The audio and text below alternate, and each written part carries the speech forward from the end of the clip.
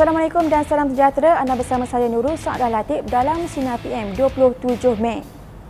20 pemimpin DAP hari ini tampil mendesak Kerajaan Perikatan Nasional untuk menunjukkan kesungguhan mereka dalam menangani isu pemandu mabuk. Menerusi kenyataan yang ditandatangani oleh barisan pemimpin parti itu, mereka menyifatkan tiada kesungguhan politik berbanding apa yang dilakukan oleh PH sebelum ini. Mereka berkata isu pemandu mabuk yang dahulunya menjadi isu besar pembangkang iaitu BN dan PAS kini tidak lagi menjadi keutamaan mereka apabila menjadi kerajaan. Kerajaan Kedah tidak berhasrat membuka kembali konsesi balak dengan meneroka kawasan baru pembalakan. Sebaliknya, cadangan terbabit hanya antara option menyelesaikan masalah berbangkit selepas kelulusan konsesi pembalakan sebelum ini dibatalkan. Pejabat Menteri Besar dalam kenyataannya berkata susulan pembatalan konsesi berkenaan oleh kerajaan negeri terdahulu pihaknya berhasrat meneliti semula isu berkenaan memandangkan syarikat-syarikat berkenaan telah membayar premium.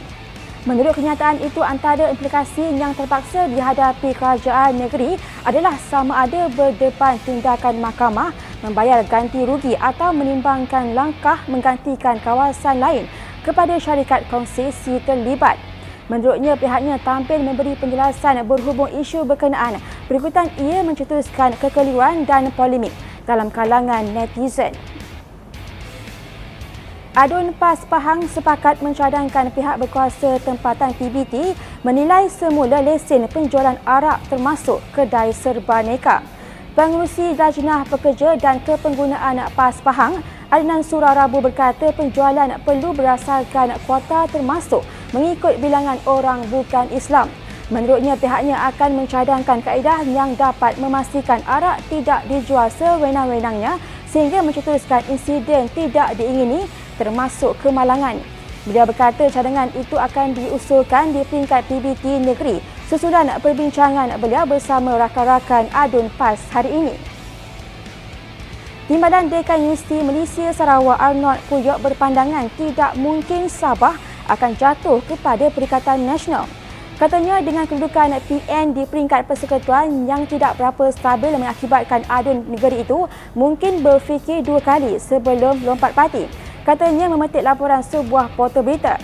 Malah menurutnya tidak ada tanda-tanda kerajaan pimpinan warisan menghadapi sebarang krisis dalaman. Sebelum ini, beberapa negeri yang ditadbir PH jatuh kepada PN susulan beberapa wakil rakyat yang lompat parti. Kita beralih ke berita global.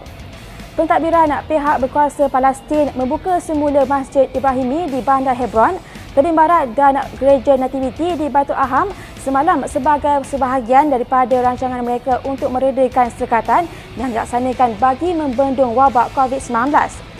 Puluhan penduduk Palestin turut menunaikan solat subuh secara berjemaah walaupun berdepan sekatan yang didirikan rejim Zionis untuk menghalang pergerakan para jemaah. Langkah itu dibuat sehari selepas Perdana Menteri Palestin Muhammad Shtayyeh mengumumkan pembukaan semula masjid di wilayah itu. Sebelum akhiri Sinar PM, teruskan setia bersama Sinar Harian di portal Facebook, Instagram, Twitter dan YouTube dan jangan lupa untuk muat turun aplikasi Sinar Harian bagi mengikuti perkembangan semasa dalam serta luar negara.